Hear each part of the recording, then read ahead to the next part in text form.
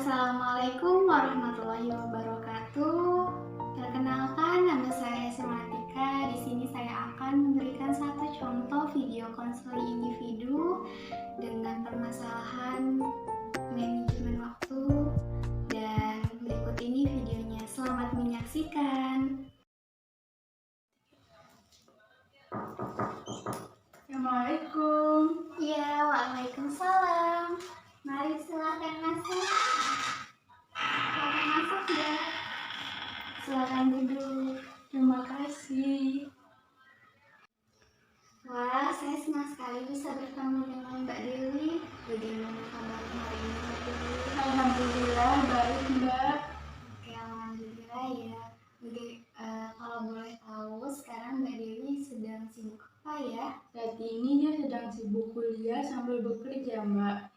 Wah, udah hebat ya, bisa berkuliah dan bekerja. Alhamdulillah, Mbak. Apa yang membuat Mbak Dewi datang ke tempat saya? Saya kesini saya ingin bercerita, Mbak, mengenai masalah saya. Oke, baik Mbak Dewi. Dengan senang hati saya akan mendengarkan cerita dari Mbak Dewi. Kalau boleh saya tahu, masalah seperti apa yang Mbak Dewi hadapi saat ini? Gimana ya, Mbak? Saya merasa bingung. Saya memahami perasaan Mbak Dewi saat ini. Kalau boleh tahu, perasaan bingung seperti apa yang Mbak Dewi rasakan saat ini? Akhir-akhir ini saya merasa pusing, mudah lelah, overthinking, dan juga, Mbak, saya merasa kurang fokus dalam bekerja. Oke, baik.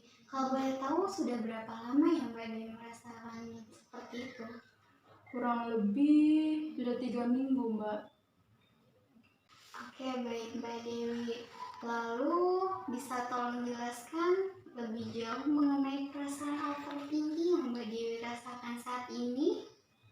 Jadi gini, Mbak, semester kemarin saya merasa hasil belajar saya itu kurang memuaskan. Saya juga merasa kecewa akan hal itu, membuat pikiran-pikiran negatif yang ada di otak saya selalu bermunculan apabila di malam hari pikiran negatif tersebut semakin terasa nyata, Mbak. Saya sedih karena itu, Mbak. Lalu, Saya rasa pikiran-pikiran tersebut memang nyata adanya. Terlihat dari hasil belajar saya yang dimana selalu menurun, apalagi di semester ini, dan membuat saya kecewa. kalau boleh saya tahu perasaan kecewa seperti apa? Bisa tolong jelaskan kepada saya?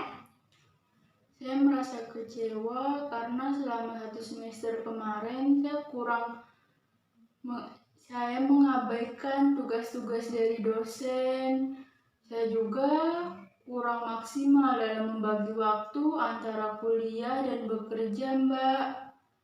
Saya tahu bahwa tanggung jawab saya saat ini ada 2, yaitu kuliah dan bekerja. Tapi saya bingung harus bagaimana. Nilai pun sudah tidak bisa diubah lagi. Saya merasa menyesal telah menyanyiakan waktu. Saya memahami perasaan Mbak Dewi. Kalau boleh saya tahu, apakah perasaan tersebut dapat mengubah nilai Mbak di semester kemarin? Tentunya tidak, Mbak. Ya, saya memang salah sih, Mbak. Oke, baik. Kalau saat ini Mbak Dewi menyalahkan diri Mbak Dewi, apakah Mbak Dewi akan tetap bersikap demikian? Ya tidak, Mbak. Saya ingin berubah juga, tapi saya menyesal, Mbak. Karena semester kemarin saya tidak menggunakan waktu dengan baik. Oke, baik. Kalau begitu, Mbak Dewi beranggapan bahwa menurun nilai di semester kemarin karena Mbak Dewi kurang baik dalam membagi waktu antara kuliah dan bekerja, dan Mbak Dewi juga menyesal akan hal tersebut. Apakah demikian, Mbak Dewi? Iya, Mbak. Tapi mau bagaimana lagi, di satu sisi saya juga memiliki tanggung jawab untuk menyelesaikan pendidikan saya. Di sisi lain, saya juga butuh uang untuk melanjutkan kehidupan saya di rantauan. Tapi jika begini terus, saya tidak yakin, Mbak. Baiklah Mbak Dewi, saya simpulkan sementara permasalahan yang Mbak Dewi alami saat ini adalah kurang baiknya dalam manajemen waktu antara kuliah dan bekerja, dan mengakibatkan menurunnya nilai di semester kemarin, dan Mbak Dewi menyesal akan hal tersebut. Apakah demikian Mbak Dewi? Iya, Mbak. Baik, sekarang masalah Mbak Dewi sudah jelas ya. Tadi kan Mbak Dewi mengatakan bahwa Mbak Dewi tidak yakin akan hal tersebut. Bisa tolong jelaskan perasaan tidak yakin yang Mbak Dewi rasakan itu? Saya merasa tidak yakin, Mbak, jika melakukan dua kegiatan secara bersamaan. Ya, saya akui selama pandemi saya bisa mengatur waktu dengan baik, tapi saya lebih fokusnya pada pekerjaan saya. Sampai saya lupa bahwa saya juga kuliah, Mbak. Saya harus gimana ya, Mbak? Oke, baiklah Mbak Dewi. Saya tahu perasaan Mbak Dewi atau keinginan Mbak Dewi ya. Namun, coba Mbak Dewi pikirkan kembali dengan tenang, dan coba Mbak Dewi renungkan secara perlahan. Saya yakin bahwa Mbak Dewi tahu caranya membagi waktu antara kuliah dan bekerja secara tepat ya. Baik, Mbak. Saya renungkan dulu ya selama 2 menit. Oke, baik Mbak Dewi.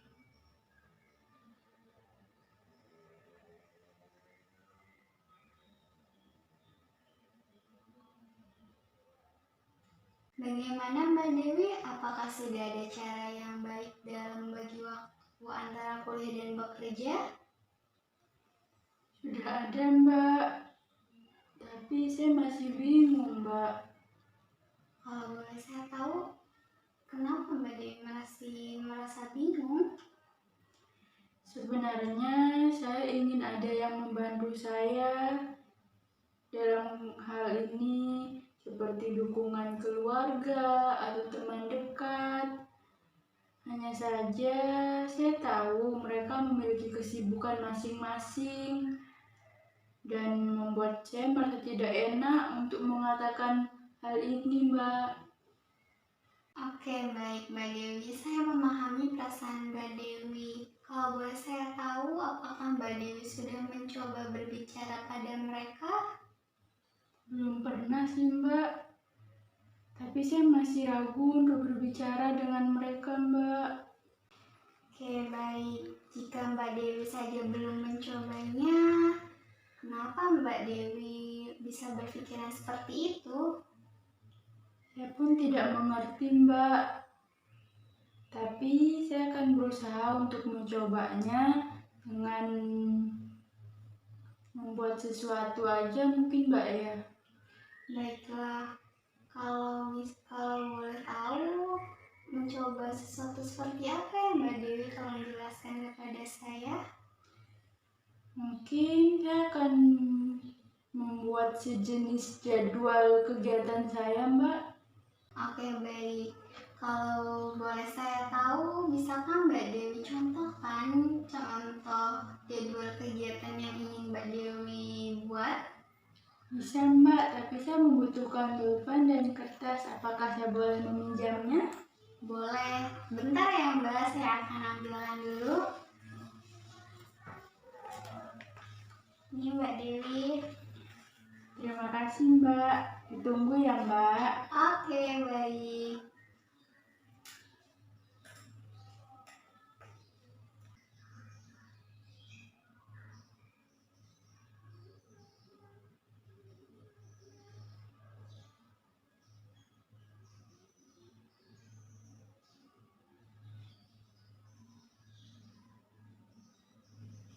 Bagaimana Mbak Dewi? Apakah sudah selesai?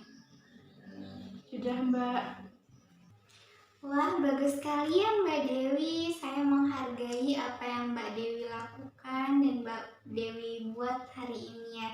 Apakah cara ini akan membuat Mbak Dewi bisa membagi waktu dengan baik antara kuliah dan bekerja? Semoga bisa, Mbak. Oke, selain cara ini, apakah ada cara lain yang ingin Mbak Dewi rencanakan atau langkah selanjutnya? Mungkin saya lebih terbuka lagi sama orang terdekat. Saya meminta mereka untuk mendukung saya.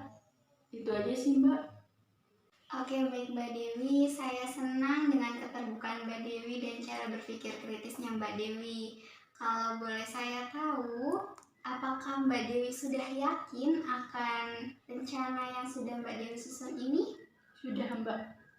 Kalau begitu, apakah pertemuan kali ini sudah ada kesimpulan? Sudah, Mbak.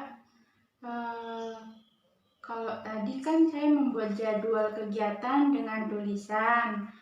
Nah, saya juga ingin lebih terbuka dengan orang-orang terdekat saya mengenai permasalahan yang saya rasakan saat ini. Begitu, Mbak. Oke, baiklah Mbak Dewi. Mbak Dewi kan sudah punya rencana ke depannya dengan membuat jadwal kegiatan ini dan Mbak Dewi juga ingin lebih terbuka dengan orang-orang terdekat. Apakah demikian Mbak Dewi? Iya, Mbak. Oke, sebelum pertemuan kali ini kita tutup, bagaimana perasaan Mbak Dewi setelah berbincang dengan saya selama 20 menit ini?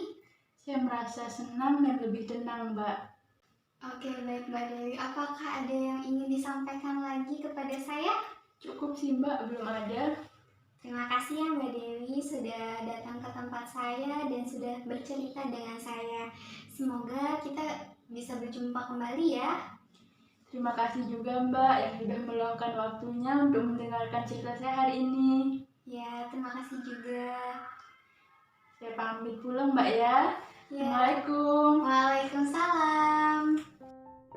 Oke, terima kasih yang telah menonton video saya. Semoga bermanfaat ya. Dan kurang lebihnya saya mohon maaf. Wassalamualaikum warahmatullahi wabarakatuh.